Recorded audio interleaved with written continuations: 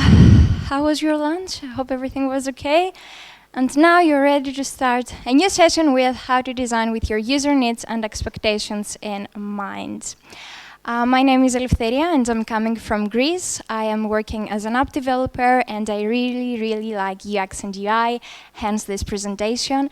My background is in informatics and telecommunications of engineering, and then I continued my studies with a master's in graphical arts and multimedia. If you want, you can connect with me on my social media. I'm very active on Twitter, but also you can ask me questions or anything in my email. I'm very open to anything. All right, so first question in the contents, how many of you inside here are developers? Great, and how many of you inside here are designers, either professionally or not? Okay, that's cool, we have some. That's awesome. All right, so the first thing that we are going to see is UX versus UI. When I say UX, I mean user experience, whereas when I say UI, I mean user interface. We will continue talking about heuristics, what are they, why are they important, and how you can use them as developers. And then we will continue with the 10 usability heuristics by Jacob Nielsen. And the last two parts are the do's and the don'ts of UX, and the good and the bad of a UI designer. So that will be a quick test for you. All right, so first things first, UX versus UI. And there is a ton of content out there that they are trying to explain what is UX or what is UI. But I'm afraid that most of that content out there is doing a poor job. And don't get me wrong, again, I will explain why is that. Because most of the content out there only try to demystify these roles, only thinking from a perspective, and usually that perspective is the perspective of the user, but not the perspective of a designer or a developer. So we will try to explain the two perspectives, the one from the perspective of the user and the other one from the designer's perspective. So, from a user's perspective, user interface is what a user interacts with a product. The keyword here is what. And from there, what taps on or what clicks on. And the whole experience is localized in a device. That device is an external device. So it can be a desktop, it can be a mobile, a physical product, or something like that. But from the other hand, the user experience is what he or she feels, what he feels when he uses your product, and there the whole experience is localized internally, so in our body. User experience is how we feel. So are we cracking a smile when we are using your product or not? These things are user experience. Now let's switch perspective and let's see the perspective of a designer. And I will start with an analogy here because I feel that we can understand it a little bit better. So from the designer's perspective, when we see like a big icicle, the first thing that we will see is only the tip. So this is the user interface, but we know that it's not only the tip that holds the big icicle together, it's the whole under part and the water and the atmosphere. This is the user experience. So from one hand, the user interface is what we can see, but from the other hand, like the user experience is what we can see alongside with what we can't see and what holds everything together. From the user's perspective, UX and UI are more connected. But from the designers, well, we will see. So let's dive a little bit deeper into UX and UI. Of course, we cannot cover everything, but we will do our best in that 40 minutes to cover as much as we can. The UX from the user's perspective, it can be both subjective and objective. The UX has to do a lot with the ease and the satisfaction of our product. So we have here some questions, and later in this presentation we'll see more and more questions that they will help us to demystify these two roles. So let's see, it can be subjective. So does the user connect emotionally with our product? And as I said before, is he cracking a smile when he uses it? And are the icons and illustrations understandable and aesthetically and pleasing to the eye? Is the user pleasantly surprised by the animated interactions as a feedback mechanism? This whole thing is subjective. And from the other hand, it can also be objective. So does the user actually accomplishes what he or she wants to? And this is the first and most important question. Is the speed of response good enough and satisfactory enough? Is a swiping gesture or a tap event more effective for a mobile user? Now let's see two examples that I think that they will help us to understand a little bit better the user experience. I will start with a riding sharing app, and I think that most of us are using this kind of apps all the time. Now, would you prefer an app that doesn't indicate where your driver is located when you're waiting for him, or even where you are located, and doesn't allow you multiple stops for you and your friends, and doesn't allow you to save your favorite destinations for a quick access? Now imagine a completely different app that it's very quick, and with only 2 taps you can find a driver, you can have a favorite destinations, you can access your previous destinations, you can save your favorite destinations, you can go wherever you want with your friends and stop wherever you want with your friends. So which of these 2 apps would you prefer? And I know that this example is a bit drastical, but again, maybe, think of that, maybe for your product it's the same. Because you know your product, and your developers and your designers know your product. So you think that your product is great, right? If it wasn't great, you would change that. And because you think that your product is great, your user experience and your user interface, you think that it's great. So you wouldn't always want to make some changes. But that's why we have the test users, and this is also something that we will talk in a bit. I think that by now you have starting to realize why UX is so important, but let's also clarify that a little bit more. Now, UX is important because at its core it puts people before technology, and it focuses always on creating positive experiences for your users, and this is a win-win situation both for your product, your company, but also of course for your users, because you know what that means. Now let's change a little bit gears, and let's also see what is UI, user interface, what does a UX designer do? And he does a lot of things. We will try to cover most of them. So let's start with the basics. Before we do so, I will do a very, very quick lesson in the user-centered design. And it's going to be a quick one because I know you're developers or designers, you don't like history that much. But this man right here that you can see in your screen, or I hope that you can see in your screen, is Don Norman. He is one of the pioneers in UX and UI. He and another man that we will talk in a bit, Jacob Nielsen, are the fathers of UX. Now this man started working in Apple as an electrical engineer, and then he continued his studies in psychology. The thing that he did, and he was the first one that he did, is that he did a lot of surveys and researches about how people connect with machines, how they are using it, and most importantly, he observed. The keyword here is observed. He observed how users are interacting with machines. And then from this knowledge, he went in Apple and he started creating all those beautiful things. He's very well known in the fields of UX and UI. He has written a ton of books, and one of the most known books of him is The Design of Everyday Things. Side note here, you can find it for free online, but of course you can buy it as well. And now let's continue with my first question of what UX designers do. UX designers solve real problems for real people.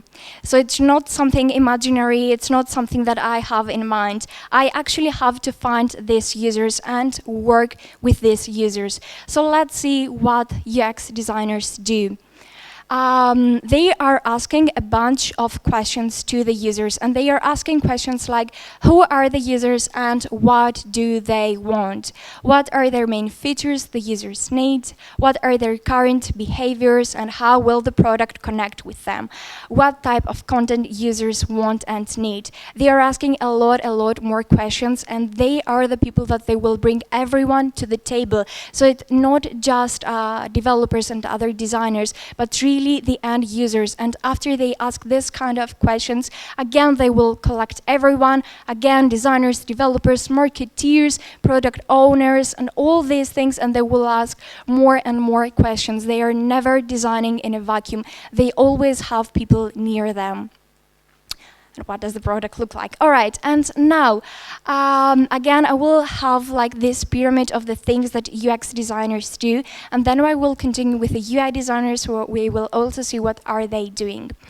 In this pyramid, I will start from the bottom to top, and they are doing things such as user research and analysis, content strategy, information architecture, interaction design, and visual design. These fields are like really big fields, and they are separate to each other. Very quickly, I'm going to mention what each of this field is. Again, I will start from the bottom to top. So in the user research and analysis, the designers, the UX designers, will do things such as user interviews, user behaviors and studies, focus groups, and surveys. And when they have collected all the information they need, at least for that first stage, they will continue by creating user personas, user stories, empathy maps, and customer journeys. We will continue with the other field, which is the content strategy. Here in this field, some people may think that it is a quite boring field, but it is very important. Here is where things such as writing product copy and microcopy is done, selecting the right wording and tone for the target users, and writing email messaging and designing emails. Continuing, and after that we have, the information architecture. This is the middle part where it connects the two bottom and the two top. We will later continue with the two top, but first here is where the Lifeblood digital systems and product, how your product is going to be presenting is playing a huge role on how your users are going to interact with it. So here the designers will try to do things such as card sorting for defining taxonomies and simplifying navigation, sitemaps, wireframes, and user flows. After that, we also have the interaction design, and here the designers are doing things such as user interfaces that are easy to navigate. This is one of the most important things. Easiness and satisfaction plays a big role in UX. They will continue with micro interactions and feedback, screen states and interactive prototypes, and last but not least, we have the visual design. Here we have to make sure that all the design principles are being applied. So we will have things such as colors and typography and icons and feedback mechanisms and how all of these things are working together. Okay, so I hope that by now you have like some basic understanding of UX and about the perspective of the user and the perspective of the designer and the developer, but we will try to dive a little bit also into the UI. The first question again here is, what is UI?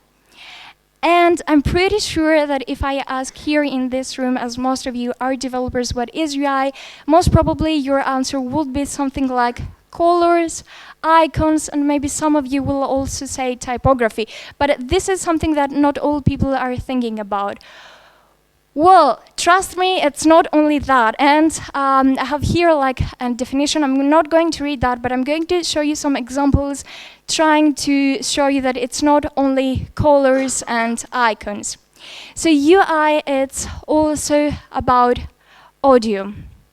Like think of, you can shout at a machine like Alexa Series or Amazon, and you can sound on a machine and you will have like the weather, your emails and music and time and whatever.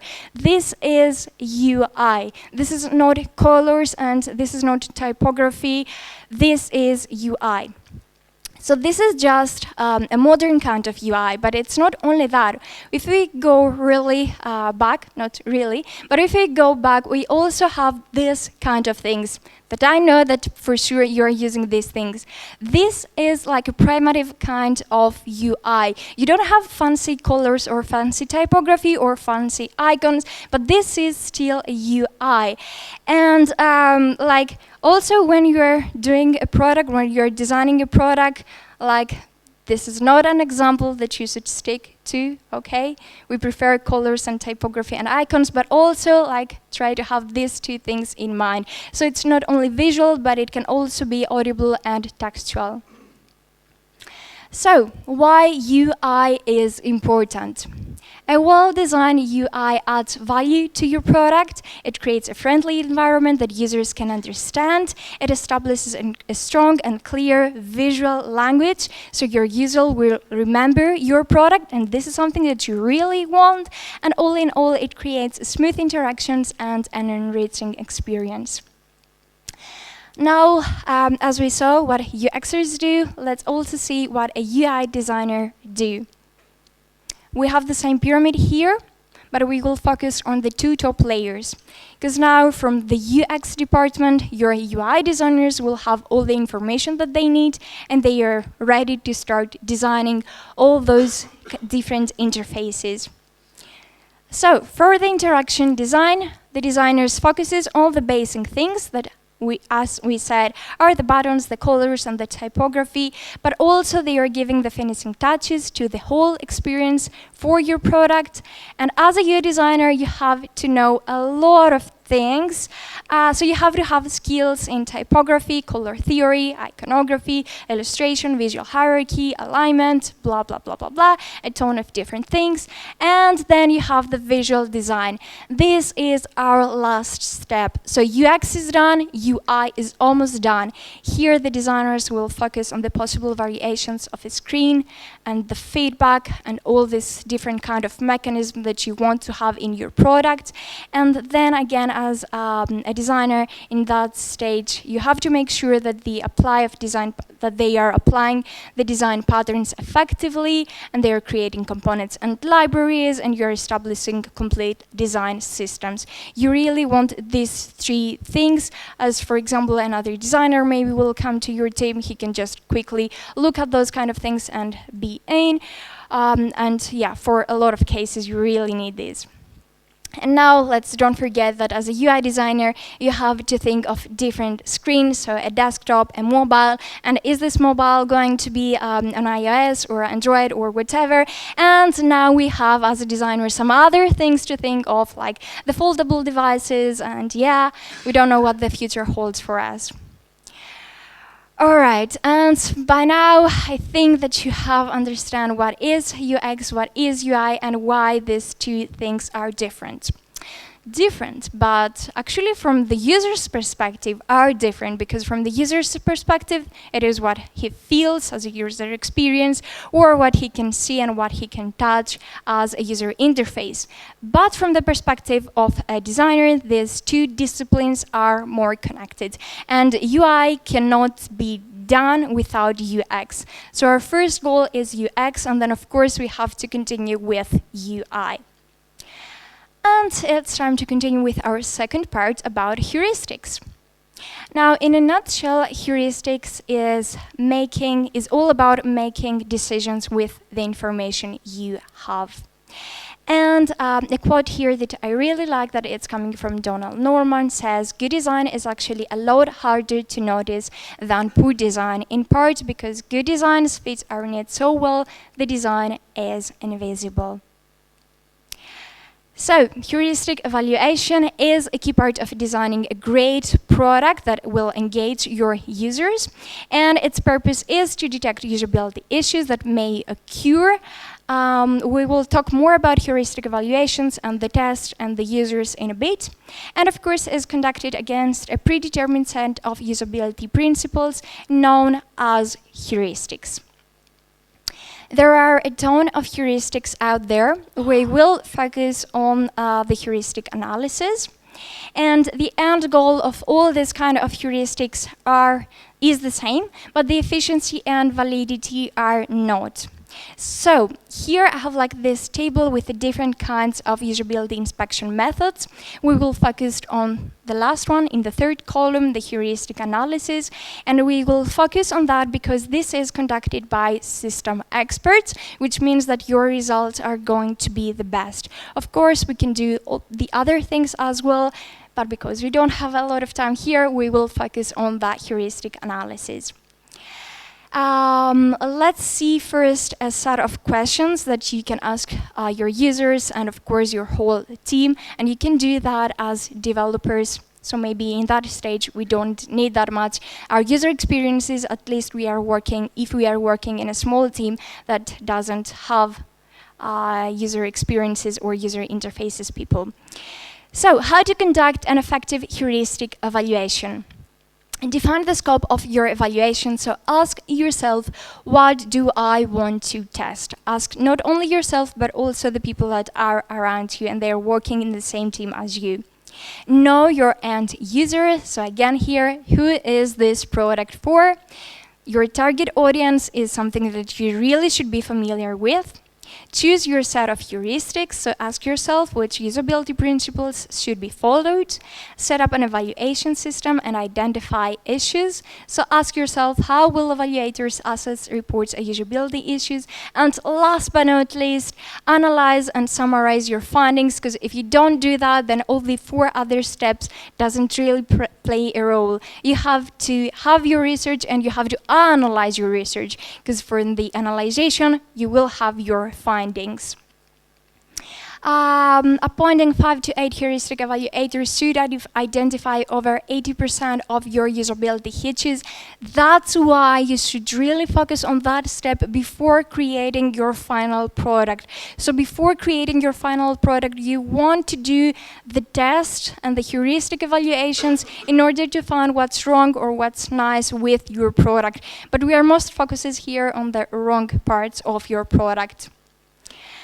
Okay, and now it's time to talk about the 10 usability heuristics that are coming from Jacob Nielsen. Jacob Nielsen, alongside with Don Norman, are the 2 pioneers of UX and UI, as I've already mentioned. Now, he manifested 10 usability heuristics in 1995, and these are some key parts, 10 key parts that you should always have in mind when you're designing a product. The first thing is visibility of system status. And let's take as an example our mobile phone. In the first screen, we have a ton of different information. We have the signal, we have the internet, we have notifications, we have emails. Like, we have a lot of things. Imagine how we would feel if somebody would take all this information away from us. We would feel quite empty, and we don't do that. So whenever you are having a product, when you're designing a product, think about how you're going to present your information and how your user will have everything that he or she needs. Continuing, we have the match between the system and the real world. Let's go back a little bit on how we started with mobile devices or desktop devices and the icons, for example, that we have there. The first thing that designers try to do is the skeuomorphic design. This is when you're taking a real product like, for example, a bin or a compass or a calculator, and you're doing the exact same icon, and you're having that to your desktop or to your app. So that's why we have started and we have this kind of icons.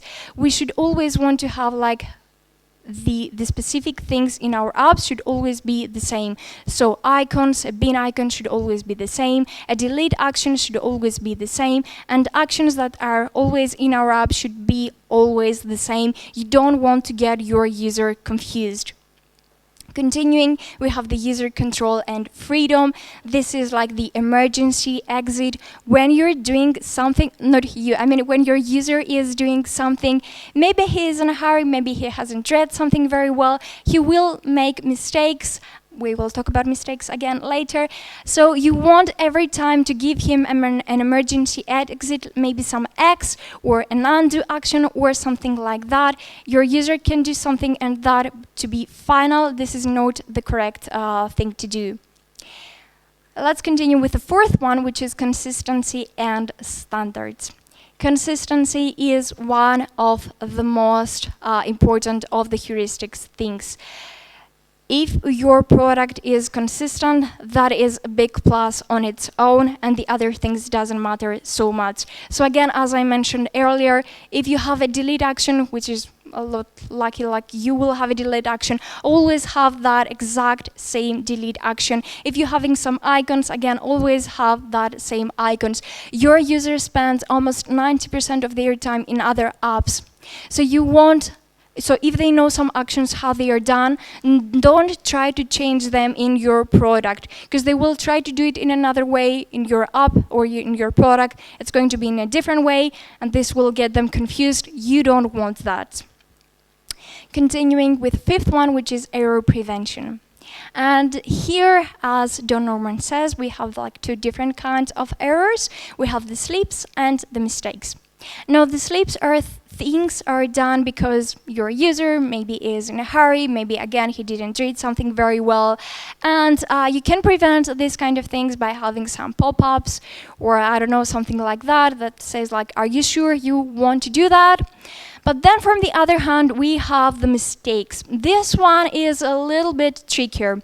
And if you have mistakes in your product, this means that you have to go back because you have to see the mental model. It means that your mental model is wrong. You have to see it again with your whole team, with your designers, with your end users, with the developers, and see what's wrong in your product. Because this is not a fault of your users. This is a fault that you didn't test something very well.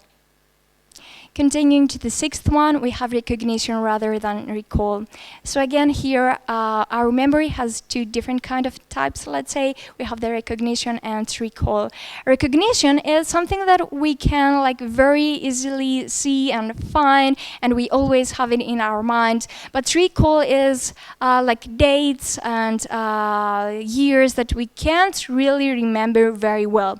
In your product, you really want recognition. For example, if you have like an input for a search, have some common things underneath that, make it like as an autocomplete or something like that. And in this example, like Coursera is doing a really good job because it has like the things that most people are searching for. It has the icon, so people can really quickly recognize them. Whereas recall would be something to type it completely on your own without icons, without any help, without autocomplete or anything. And continuing with the seventh one is flexibility and efficiency of use. So here we want things to have like every user is unique. So here we have two different kinds of users. We have the user which is, let's say, professional or better power user, and we have the user which is like the first time user or user which is not very familiar with the technology.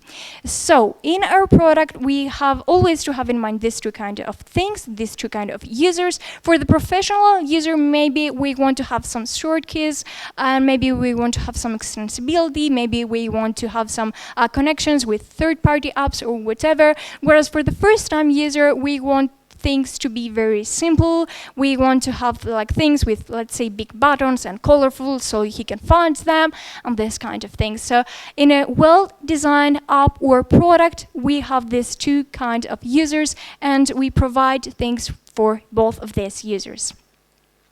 And then we have the aesthetic and minimal design. Personally, I find this one, again, extremely important.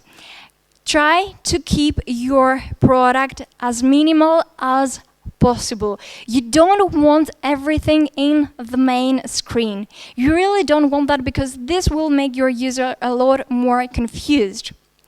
Okay, so try to have like a lot of white space, try to have some text wherever it needed, an icon wherever you think it's needed, but that's it. Don't have everything into your main screen. And continuing with the ninth one, which is help users recognize, diagnose, and recover from errors. Either we want it or not, our users will make mistakes. And the easy solution here is to be Yeah, our users are dumb, right? I think that pretty much we all have done that.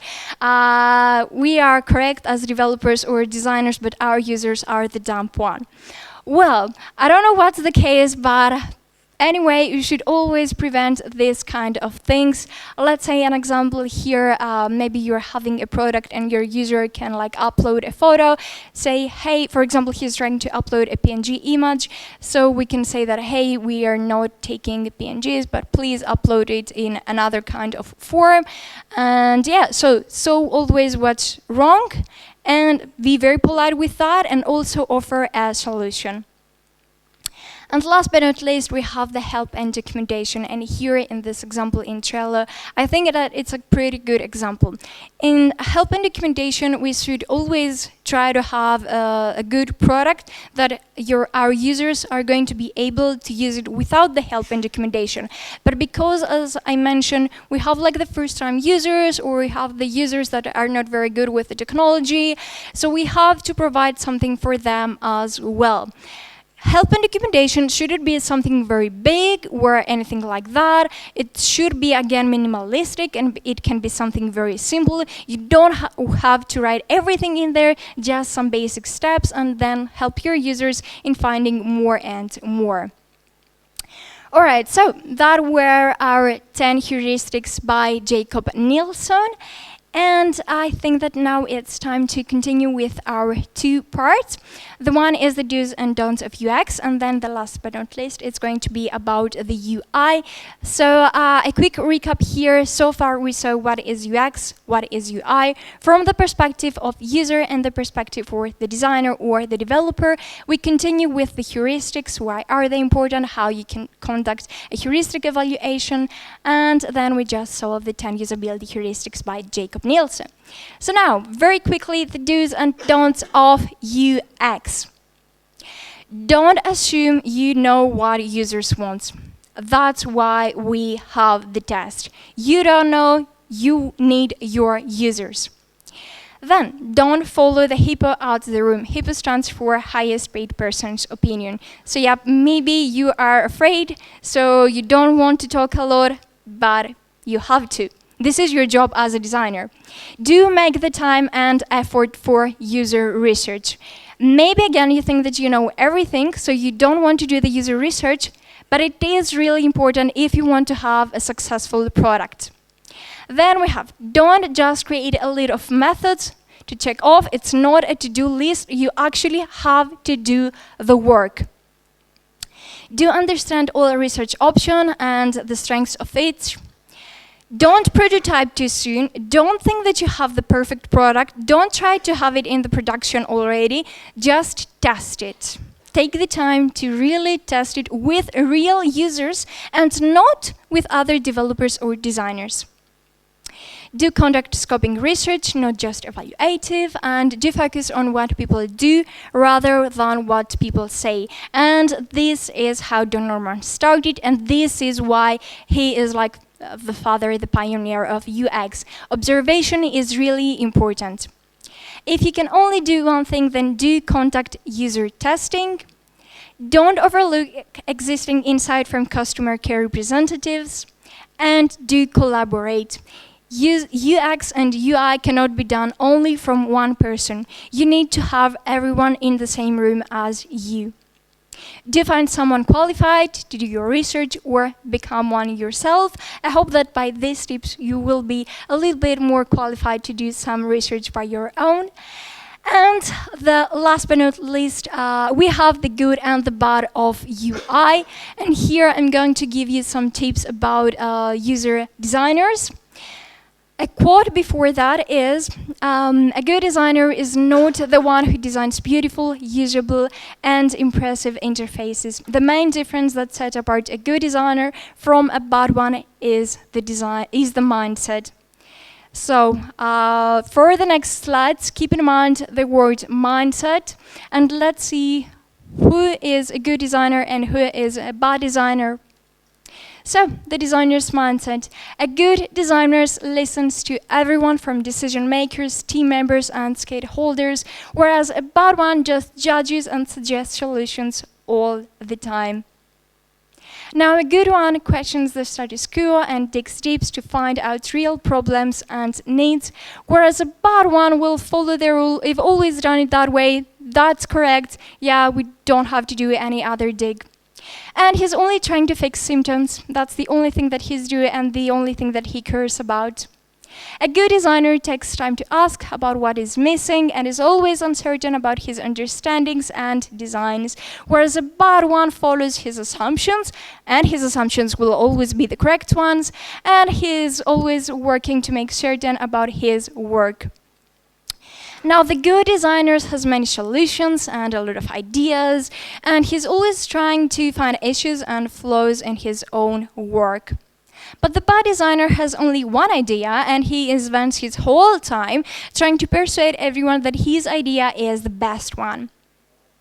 A good designer loves working with others, so he loves to collaborate with others. He revisits his thoughts, has something to learn from everyone he meets, whereas the bad one loves to work alone because his sketches are going to be the best. He's trying to confirm his thoughts, and he thinks that he knows everything, right? Then a good designer will love to be wrong, because by wrong he will have the time to improve himself, and he always seeks for feedback. A bad one loves to always be right, and he thinks that he is always right, and he seeks praise. Last but not least, a good designer leads, whereas a bad designer follows. So that's it by me.